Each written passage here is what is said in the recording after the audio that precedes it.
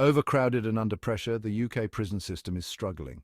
Prisons are overcrowded, understaffed, and facing increasing violence. In this environment, gangs thrive. They offer protection and control in a world where both are scarce. But this comes at a price.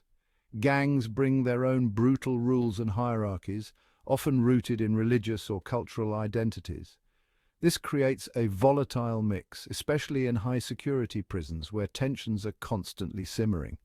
British prisons are home to individuals from diverse backgrounds, a microcosm of society's complexities. While some inmates find solace in faith, others are drawn into the allure of gang life. These gangs are not just about territory or power, they often reflect the social and cultural divides that exist outside prison walls.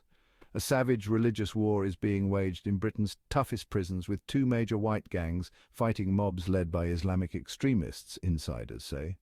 Two gangs made up of white inmates, called Death Before Dishonour, DBD, and the Piranhas, have been clashing with Muslim crews since the start of this century. The number of Islamic extremists behind bars has skyrocketed in recent years, with gangs such as the Muslim Brotherhood, MB, recruiting vulnerable inmates. Prison officers are often caught in the middle, trying to enforce rules while navigating the complex dynamics of gang culture. Gang war between prisoners have seen reports of inmates having hot cooking oil poured over them, forced readings of the Quran, and even Sharia law being imposed. The DBD have been said to have an attack-on-sight policy towards Muslims in certain prisons, as well as using intimidation and violence to force prison staff to transfer Muslim prisoners from their wings. The Piranhas were said to have been formed by gang members from Liverpool and Manchester who became enraged by the influence of Muslim gangs. A source said, "All this has been going on for years in the big prisons like Frankland and Long Lartin. The Scousers tend to get on with the lads from Manchester. They try and form a bloc to resist the Muslims." Gangsters Richard Caswell and Chris Ashton, both from Liverpool, have been linked to the Piranha faction, which emerged around 20 years ago. Ashton was sentenced to a 32-year minimum term in 2006 for killing 21-year-old Leon Small after a row broke out between the pair over a gold chain. Caswell was sentenced to 17 years in 2005 after he was linked to a number of car bombs. A Liverpool man who spent time in prison during this period said, "The Muslim gangs had their own soldiers to carry out violence. All this has been going on for years in the big prisons like Frankland and Long Lartin." The Piranhas would retaliate, targeting Muslim gang members. In the end, they were all slashing each other up. When you run out of soldiers, the gangs just pay drug addicts to do their dirty work. The druggies only care about their next score, so they will do anything. The Scousers tend to get on with the lads from Manchester. They try and form a bloc to resist the Muslims. You have to remember, both factions are mixed up in the drug economy too, so it can get very messy. You could say the gangs want to control the wings so they can control the drugs. Ashton was said to have been handing out postcards with a piranha motif to inmates at HMP Long Lartin who had been converted to Islam, which urged them to fight back, according to a 2016 report by The Mirror. Sources said the cards had the Ezekiel 25:17 vengeance Bible verse recited by Samuel L. Jackson's hitman character in cult movie Pulp Fiction. The verse reads, "And I will strike down upon thee with great vengeance and furious anger those who attempt to poison and destroy my brothers. And you will know I am the Lord when I lay my vengeance upon you." Ashton was understood to have been moved to another prison after Muslim inmates threatened to harm him. Meanwhile, the DBD are said to recruit members from the Close Supervision Centres, CSC of prisons, where the most dangerous convicts are kept. A former prison officer told Matrixville that Muslim gangs are now the dominant faction in the prison system and pose a threat people don't want to talk about. The man, who served in the UK's toughest prisons and spent a decade at Manchester's notorious Strangeways jail, said, "It's definitely a taboo subject, but the Muslims are very strong now in the prison system. They are a growing force." The veteran officer, who asked not to be named, said that the justice system was not equipped to deal with the challenge posed by Muslim gangs. He said, "It's an issue at the big dispersal prisons like HMP Frankland. From what I hear, they are just not equipped to deal with the challenge posed by gangs of this type. There are a lot of very young, inexperienced officers who have to deal with challenging situations. I think they are encouraged to look the other way. The ex-officer also claimed prison authorities were concerned about any accusations of racism or prejudice toward Muslim associations in the system. He said, "It's a no-win situation for the authorities. If they try and clamp down on the Muslim, they will be called out for racism. You might have concerns about what is going on at Friday prayers, but if you flag with your boss or manager, they will tell you to drop it. That is the way it is, unfortunately." Recent Ministry of Justice figures show that the number of Muslims behind bars in Britain have skyrocketed over the last 30 years, and that a disproportionate number of white inmates have converted. There were 15,584 Muslim prisoners in England and Wales last September, compared to just 3,681 in 1997, the Justice Ministry figures reveal. The increase of 323% presents a large pool of potential recruits to Muslim gangs in jails. The figures disclose that 18% of all inmates now identify as Muslim, nearly 3 times the 6.5% in the general UK population. Last month it was revealed that 3,096 Muslim inmates, nearly 1 in 5, were white, compared to just 7.8% of Muslims being white in the wider community. In 2019, a report commissioned by the Ministry of Justice revealed more about the hierarchy and activities of Muslim prison gangs in the UK.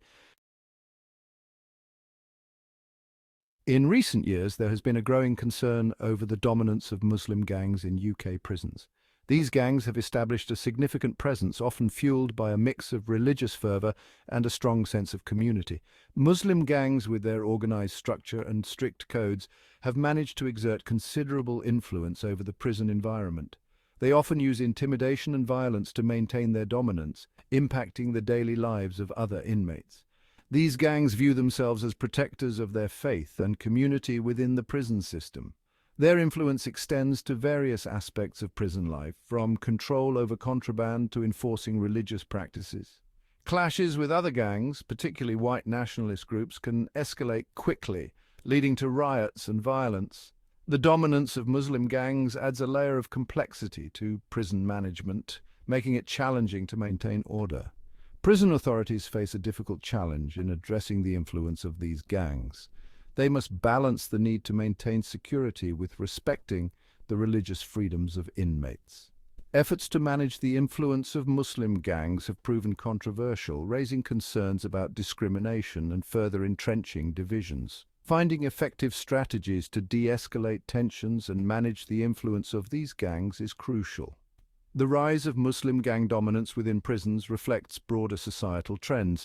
The UK, like many other countries, has witnessed an increase in gang-related activities and religious tensions in recent years. These gangs find fertile ground in prisons, where individuals are often isolated, vulnerable, and seeking a sense of belonging. Addressing these issues within prisons requires a multifaceted approach that involves not only prison authorities but also community leaders, religious organizations, and social workers. Prison management faces an uphill battle in combating gang violence and religious tensions. Understaffing and overcrowding make it difficult to monitor inmate activities and prevent conflicts. Limited resources restrict the implementation of effective rehabilitation programs, leaving inmates vulnerable to gang recruitment and radicalization. Prison staff often feel overwhelmed and under-equipped to deal with the complex challenges they face. Efforts to address these issues are underway. Some prisons are implementing gang awareness training for staff, teaching them how to identify gang members, understand gang dynamics, and develop strategies for intervention. Intelligence gathering and surveillance are being enhanced to monitor gang activities and identify potential threats. However, these measures often prove insufficient, as gangs adapt their tactics and find new ways to operate under the radar. Rehabilitation programs are crucial in breaking the cycle of violence and recidivism. Providing inmates with opportunities for education, job training, and anger management can help them develop the skills and resilience needed to reintegrate into society. However, access to these programs remains limited due to funding constraints and a lack of qualified staff. Expanding these programs and tailoring them to address the specific needs of gang-involved inmates is essential. Addressing the root causes of gang violence and religious tensions requires a broader societal effort. Tackling issues such as poverty, social exclusion, and lack of opportunity can help prevent young people from being drawn into gang culture in the first place. Promoting interfaith dialogue and understanding can help challenge extremist ideologies and foster a more tolerant and inclusive society. Investing in education, social services, and community programs can create a more supportive environment for individuals at risk. Societal impacts and the future. The challenges within UK prisons are not confined to the prison walls. The violence, extremism, and gang culture found inside prisons have far-reaching consequences for society as a whole.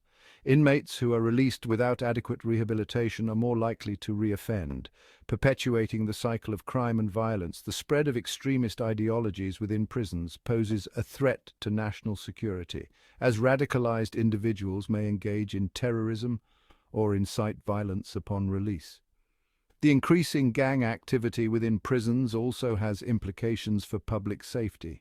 Gangs often maintain their criminal networks on the outside, using prisons as hubs for drug trafficking, extortion, and other illegal activities. These networks can extend beyond national borders, fueling organized crime and undermining the rule of law. Addressing these issues requires a coordinated effort between law enforcement agencies, intelligence services, and international partners. The future of the UK prison system hinges on a commitment to reform and rehabilitation. Investing in staff training, improving prison conditions, and expanding access to rehabilitation programs are essential steps in creating a safer and more humane prison environment. Addressing the root causes of crime and promoting social inclusion are crucial in preventing individuals from being drawn into the criminal justice system in the first place. The challenges facing the UK prison system are complex and multifaceted. They require a long-term commitment to reform, a willingness to address systemic issues, and a focus on rehabilitation and reintegration. Only through a holistic and collaborative approach can we hope to create a safer and more just society, both within and beyond prison walls.